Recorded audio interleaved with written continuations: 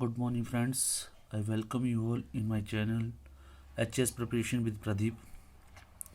और आज जो मैं एक स्पेशल क्वेश्चन लेके आया हूँ वो है basic structure of the constitution. ये जो क्वेश्चन है basic structure of the constitution, और एक उससे हुआ जुडिशल रिव्यू और जुडिशल एक्टिविज़म। ये जो तीनों क्वेश्चन हैं ये आपका जीएस पेपर 2 में जो इंडियन पॉलिटी और इंटरनेशनल इसका रिलेशंस का होता है उसमें बहुत बार पूछा जाता है। और उसमें ऐसे जनरली पूछ लेते हैं कि discuss the basic feature of the constitution, sorry basic structure of the constitution.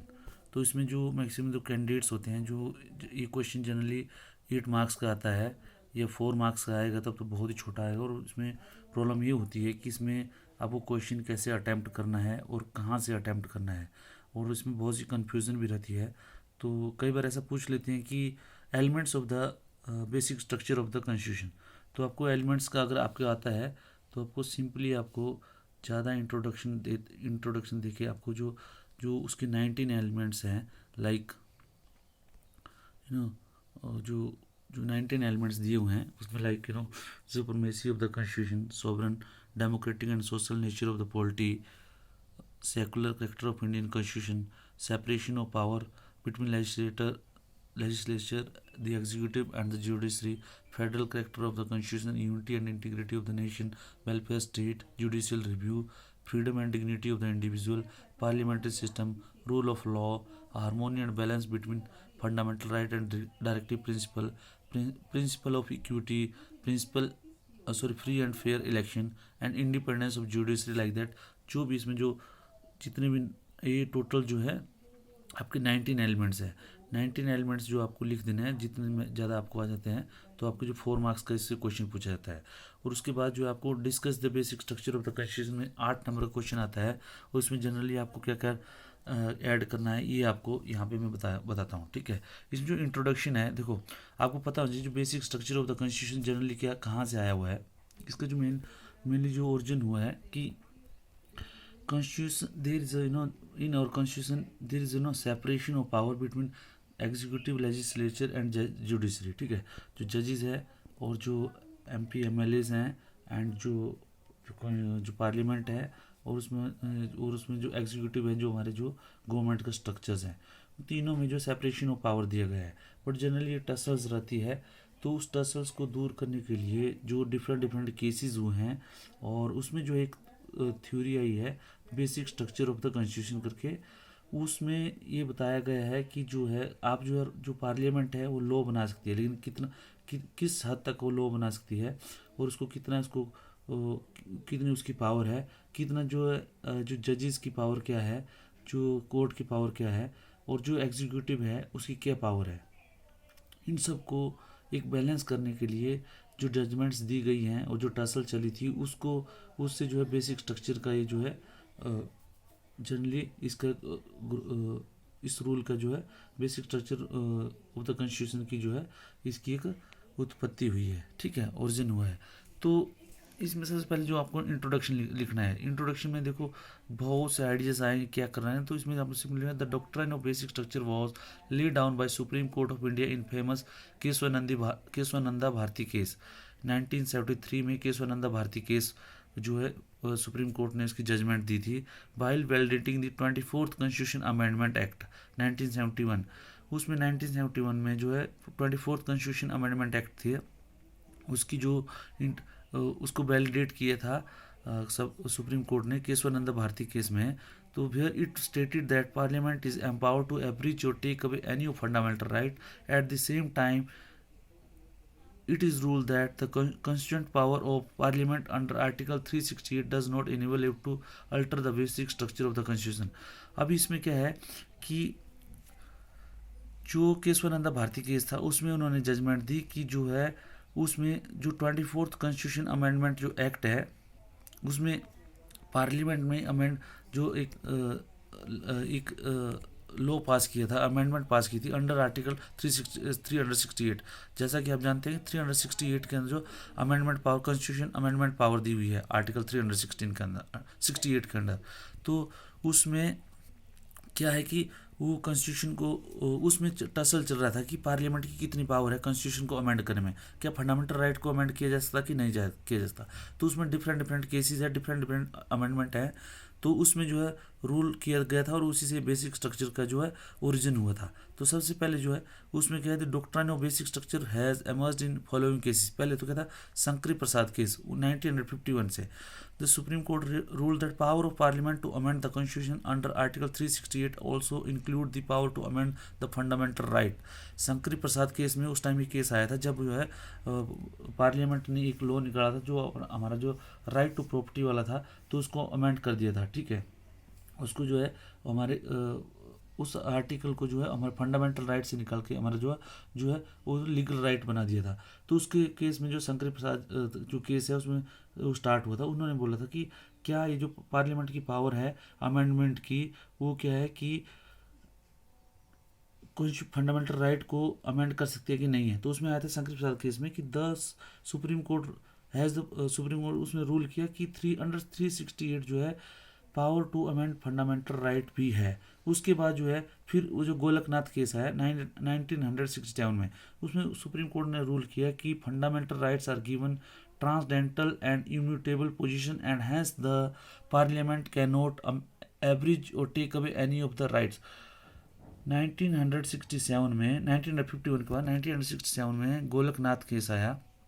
उसमें सुप्रीम कोर्ट ने ले डाउन किया कि जो फंडामेंटल राइट्स है उनकी जो है they have got the immense immutable powers, इनको जो है कभी भी कम नहीं किया जा सकता और उनको जो है दे कैनॉट मतलब फंडामेंटल राइट्स को पार्लियामेंट जो है कोई भी रूल के द्वारा जो है एवरेज नहीं कर सकती या कम नहीं कर सकती या कोई भी फंडामेंटल राइट्स को नहीं लिया जा सकता।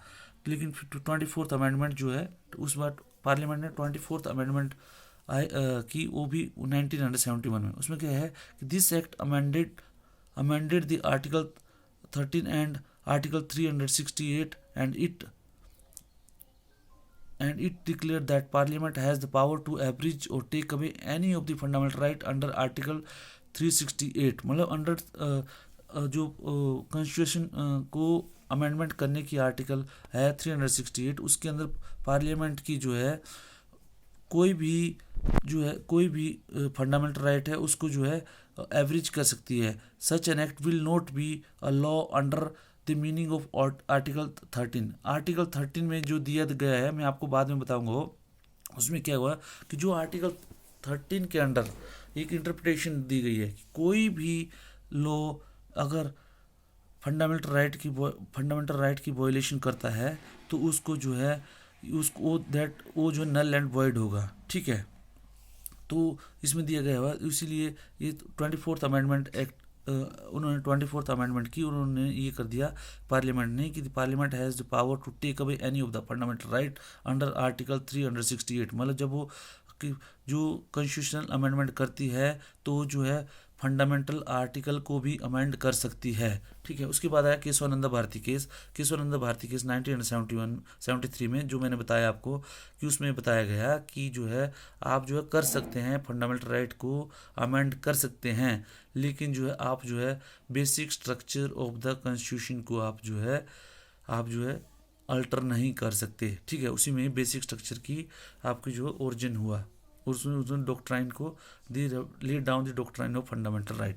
उसके बाद अगेन पार्लियामेंट की मतलब 42nd fundamental amendment 42nd amendment act. ठीक है, उसमें क्या गया 1970 में, there is no limitation on the constitution power of parliament. मतलब पार्लियामेंट की कॉन्स्टिट्यूशन जो पावर है that to amend the constitution, उसकी कोई लिमिटेशन नहीं है। And no amendment can be questioned in any court or any ground including that of contravention of any of the fundamental right. इसमें क्या है फिर उसको कोई भी कोर्ट में उसको क्वेश्चन नहीं किया सकता, चाहे वो fundamental right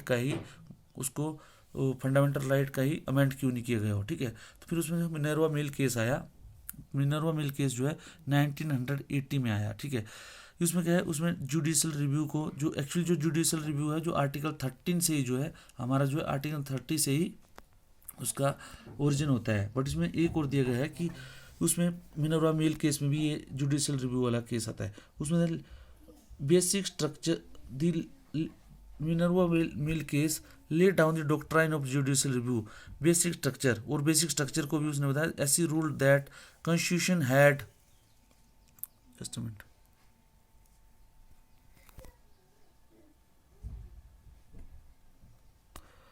conferred a limited amending power to parliament and under the exercise of that limited power enlarged into an absolute power। मतलब उसको क्या हुआ कि कॉन्स्टिट्यूशन ने पार्लियामेंट को एक जो है लिमिटेड अमेंडिंग पावर दी है, और उस लिमिटेड पावर को जो है वो जो है एब्सोल्यूट पावर में नहीं कन्वर्ट कर सकती पार्लियामेंट। ठीक है, ये इसमें मिनर्वा मिल केस में सुप्रीम कोर्ट ने अपनी वर्डिक्ट दिया। और उसके बाद then comes the famous Baman Rao case. Baman Rao case में भी उसने ये बताया कि केशवानंद भारती केस की जो जजमेंट डेट थी दैट इज 24 अप्रैल 1973। उसके बाद जो भी अमेंडमेंट हुई है उसका जो है बेसिक स्ट्रक्चर के अंडर जो है उसको लाया जाएगा। तो उसमें उसके बाद एक और आता है कि एलिमेंट्स ऑफ बेसिक स्ट्रक्चर क्या क्या हैं। जो मैंने आपको बताया 19 जो एलिमेंट्स हैं वो बेसिक स्ट्रक्चर्स के हैं, जो मैंने आपको पहले भी बताया हुआ है। उसके बाद एक बहुत इंपॉर्टेंट चीज़ आती है कि law under article 13। Under article 30 क्या declares that all laws that are inconsistent with or derogation with fundamental rights. मतलब जो फंडामेंटल राइट्स को हमें वायलेट्स करते हैं, which are inconsistent with the fundamental right or in derogation with fundamental rights, they shall be void. वो जो बिल्कुल null and void होंगे।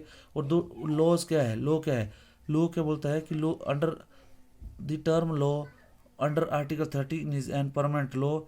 जो भी पार्लियामेंट क्या करती है, जैसे कोई परमानेंट लॉ हो गया, ऑर्डिनेंस हो गया, बाई लॉज हो गया, रूल्स हो गया, रेगुलेशंस हो गया, और कोई भी नोटिफिकेशन हो गया, और जो कोई कस्टम एंड यूजेस है जो चल रहे हैं हमारे यूसेज जो कस्टम है जैसे चल रहे हैं, उस अगर उनमें कोई लॉ की फोर्स, जैसे मान लो लॉ से हम उनको रिलेट करते हैं, then it will be considered as a law.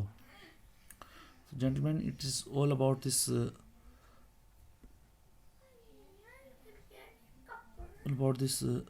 basic structure of this basic structure doctrine of the constitution. So ये जो है ये क्वेश्चन हमेशा आता है, और इसको जो है आप प्रिपेयर कर लेना अच्छे से, definitely it will fetch you 4 to 8 marks. ये और इसी तरह मैं आगे और वीडियोस बनाता रहूँगा, और वी कैन स्टडी टुगेदर। बस मेरा रिक्वेस्ट आपसे है, please like share and subscribe my channel so that I get motivated to make more of such videos. Thank you very much.